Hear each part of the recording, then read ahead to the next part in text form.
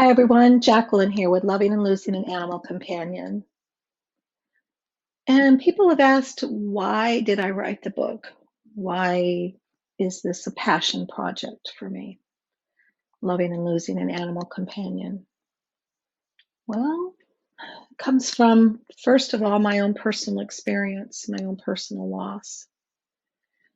So, spoiler alert, some of what I'm about to say is a little disturbing. So if you're super sensitive and don't want to hear anything disturbing, you might not want to watch this one.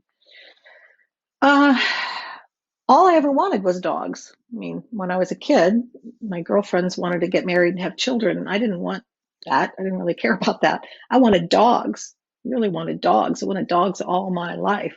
Dogs are my people. I can see a dog from miles away. My dad used to tease me about that. You're the only one I know who can see a dog from a mile away. Yeah, still true. I know all the dogs' names in my neighborhood. I don't know the neighbors. I don't know the people. Uh, it's all I really wanted. And I have always felt like I had an intimate personal relationship with the divine.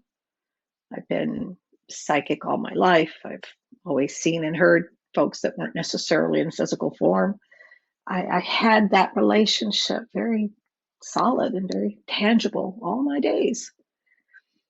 And I wanted a dog. I wanted a dog. I wanted a dog. Finally, when I was like 32 years old, I got a dog. And I had him 9 months when he was killed at the end of my driveway. And I was devastated. It's pretty seriously broken. Not only was I brokenhearted, I was a dog mom and I'd lost my baby as far as I was concerned. I also felt really betrayed by God. I mean, I was like, hey, this is all I ever wanted. Really? I got 9 months? I got 9 months? So it was really traumatic, extra traumatic.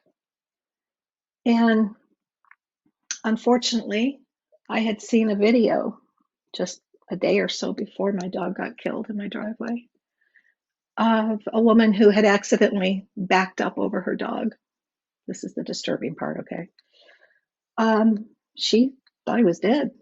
So she buried him in her backyard and then had to tell the kids after school, sorry, dog's dead. Well, that night, their dog had unburied himself and come back to the back door and wanted in the house. Well, it was a disturbing story, but it had a happy ending. And I kept thinking about that. Even though my dog, Spice, lay dead in my living room floor for 3 or 4 hours while I laid with him, and I knew he was dead.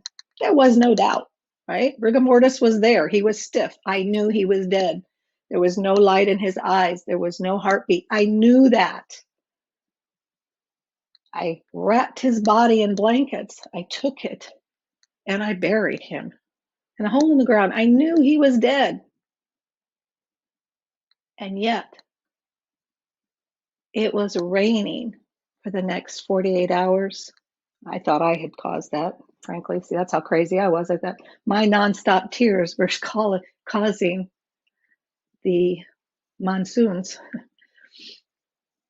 And for the next 2 nights, I waited at my front door, terrified and hoping that my dog would come knocking. I was crazy, okay? That's cuckoo. That's about as cuckoo can get.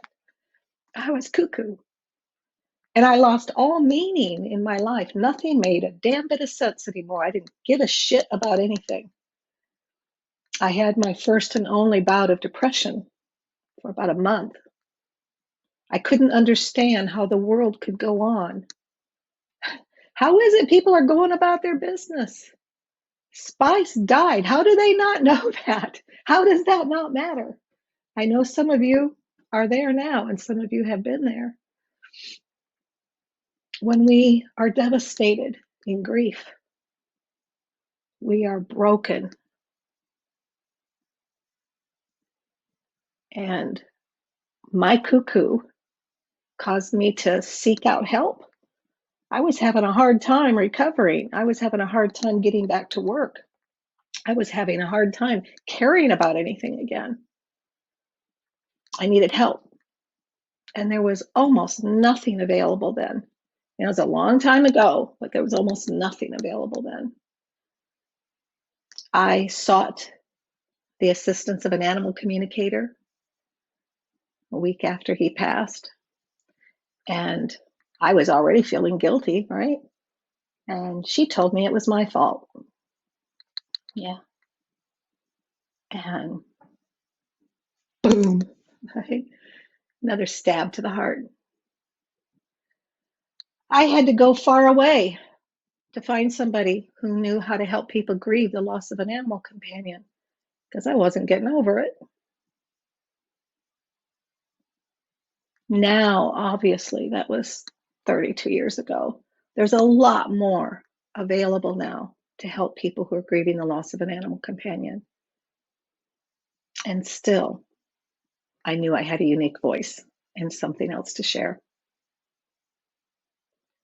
Since those days, I have been a full-time intuitive and an animal communicator myself.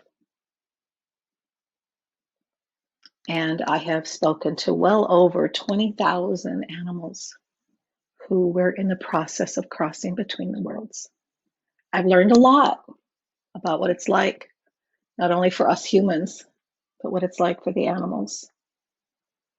And the book, Loving and Losing an Animal Companion, comes from all those many thousands of readings and from now my own personal loss of 10 to 12 beloved animal companions.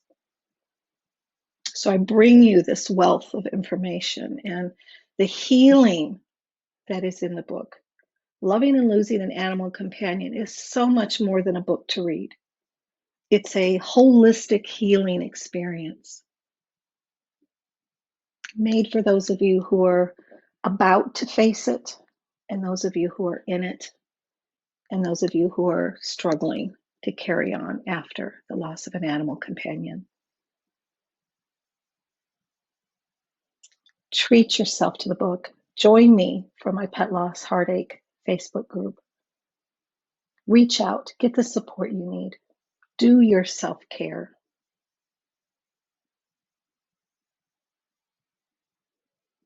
Let the love that your animal companion has for you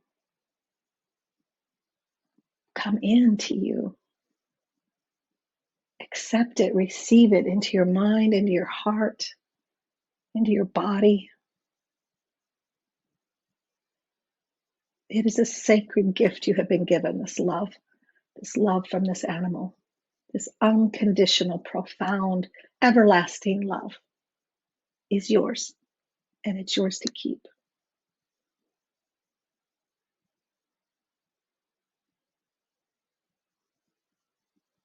Don't give it away.